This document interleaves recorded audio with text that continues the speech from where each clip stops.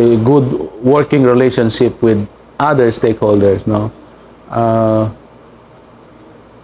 Perhaps it will be realizable that soon Samar will be a progressive and peaceful island. Aside from being having a natural resources, no, actually the greatest effort of every island or every place are the people. And so at this time, the Samarnons needs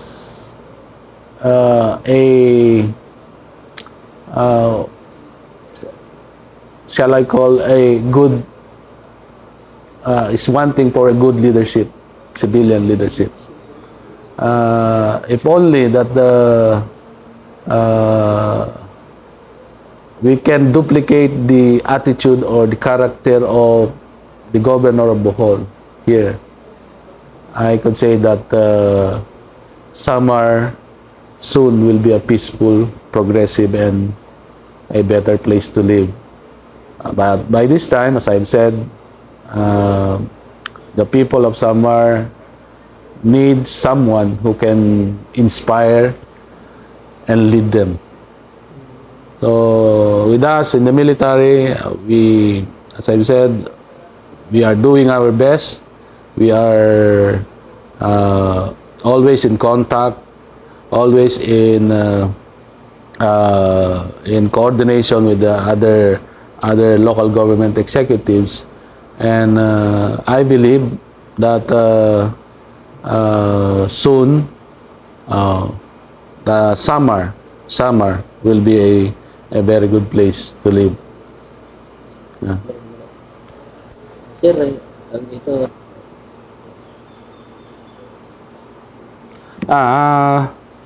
I was the brigade battalion commander of the 54th Infantry Battalion, not here in Visayas or Mindanao, but in northern Luzon. It is stationed in Cagayan and Isabela Province. And one thing that as a division commander now, one thing that I am expecting to my battalion commanders is that first, internally of course, as I've said a while ago, there should the level of discipline of every soldier in the battalion should not be on the low level. Kailangan may emphasis sa disiplina. How will they do it? It's the prerogative, it's the style of the commander, as long as yung disiplina ay hindi bababa. At kasi ang disiplinadong sundalo, wala pang sinasabi, ay nakakagain na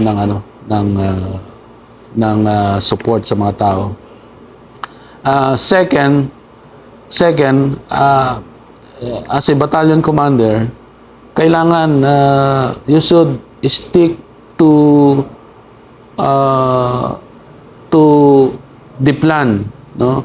You should stick to the plan, because the battalion's plan is an implementing plan of the division. Any revision of that should be made in accordance with the division's mother plan. There are certain aspects kasi na I notice that some battalions make some innovations or on the plan that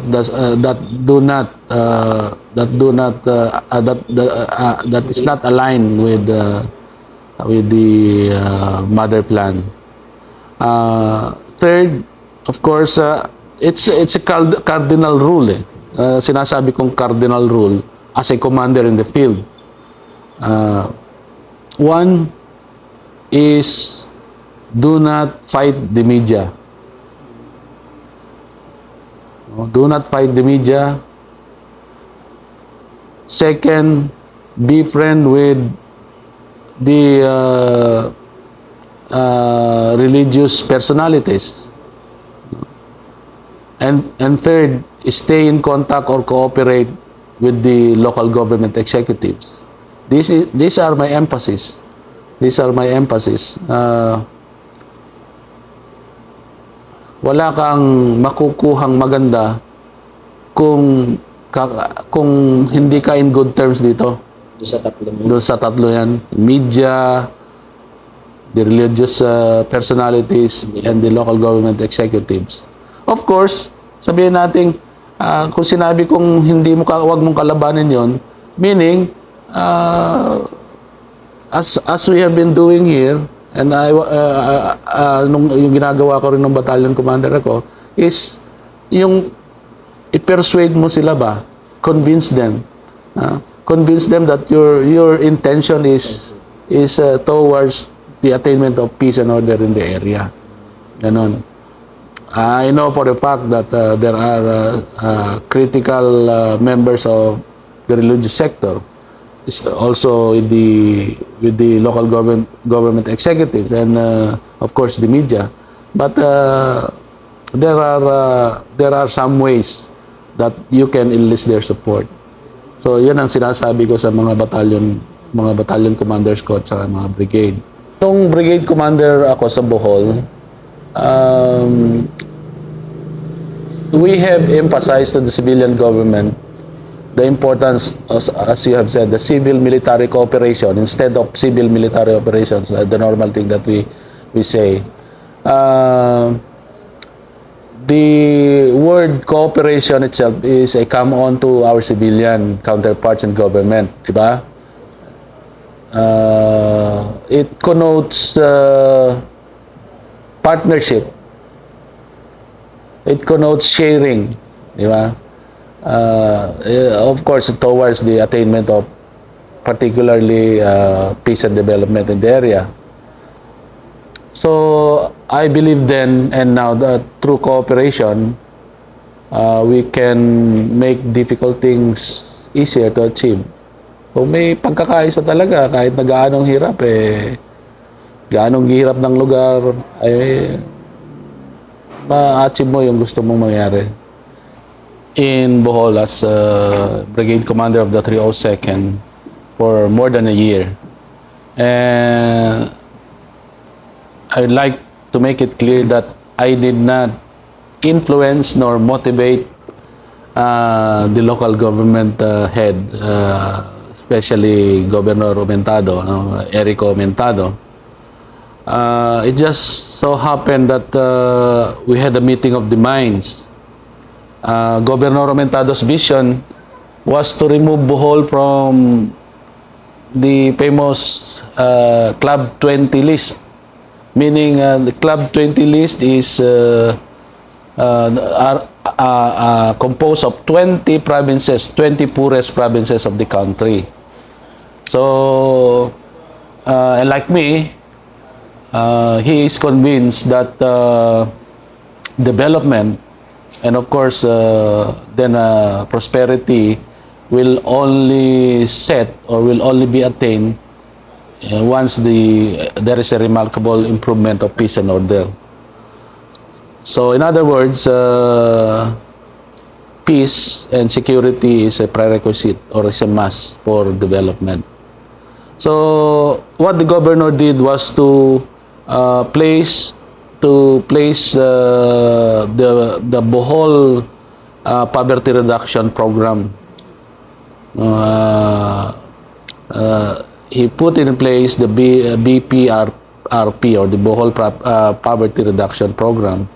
Actually, it's a convergence of efforts of all stakeholders, which my brigade, the 302nd Brigade, was just a member or a part of the whole team.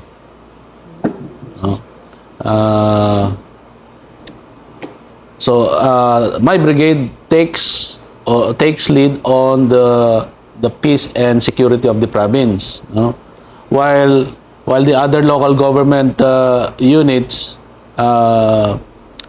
take charge of the other aspects of providing the people the basic services.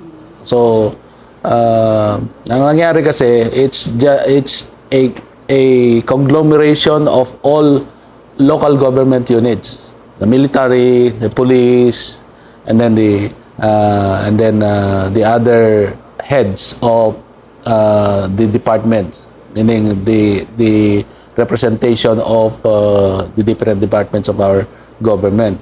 Then yung DILG, no, the health. So they have their specific role to do in the BPRP. So of course, the focus is to remove Bohol from the Club 20 and reduce the poverty incident to 50%. Okay? Because of, as I've said, we had the meeting of the minds. Tama yung pareho kami ng pananaw, pareho kami ng frequency ng governor, na sabi niya, dapat, no, unahin muna natin ang pag-settle o ng peace and order dito. And when I report there, of course, I replace General Gomez as the brigade commander there in Bohol. And kagaya rin niya, pinagpatuloy ko, and ang nangyari talaga is the governor has had a good focus on Bohol, no? Kaya siguro there is no class of ideas in regards to what the representation of the government will do in Bohol. The current thrust is the accomplishment of the mandate of the President to render the communist terrorists here inconsequential, not before her term ends, but before this year's end. Yun ang it was her latest pronouncement when she visited here and inaugurate a bridge connecting two major town in the area, northern Samar. He categorically told me that she wants that Samar will be cleared from communist influence by the end of this year and not next year. So this is a tall order to us, especially that alam nyo naman siguro na nabawasan kami ng 2 batalyon. Two of my battalions are in Mindanao now, and I am only the 8th division is the only division that contributed 2 battalions in Mindanao. So anyway, we are doing our best, and the higher headquarters is aware of our needs on additional personnel. Of course, we have a campaign plan to meet the deadline using, of course, our time-tested triad. But here, I am putting emphasis on intelligence and civil-military cooperation. Like in Bohol, we had initiated efforts and time in encouraging. It's short of persuading local government units and agencies to actively do their share in addressing peace and security. We have a program here that every Monday we invite very important personalities, both in government and civilian sectors and even in the religious sector, to speak during our Monday flag raising ceremony and have a dialogue with us. Give him a briefing on our trust and the problems that we are encountering, and we enlist the support and cooperation. As a matter of fact, we started establishing our so-called Samar Island Security and Development Council and Leyte Biliran Security and Development Council. Although this will still be operationalized, but the concept is there. We had our meetings, and these councils will be headed by a governor and will be co-chaired by two governors. The island of Samar has three governors, one in western, eastern, and northern. And one of these three governors will head the Peace and Security Council. Same is true with Leyte Biliran. Leyte has two governors, South and North Leyte and Biliran. So I am optimistic that this will work. This will work, even though it's a complicated matter, because not like in Bohol. Bohol Island has only one governor, and of course the attitude of the people, it's different.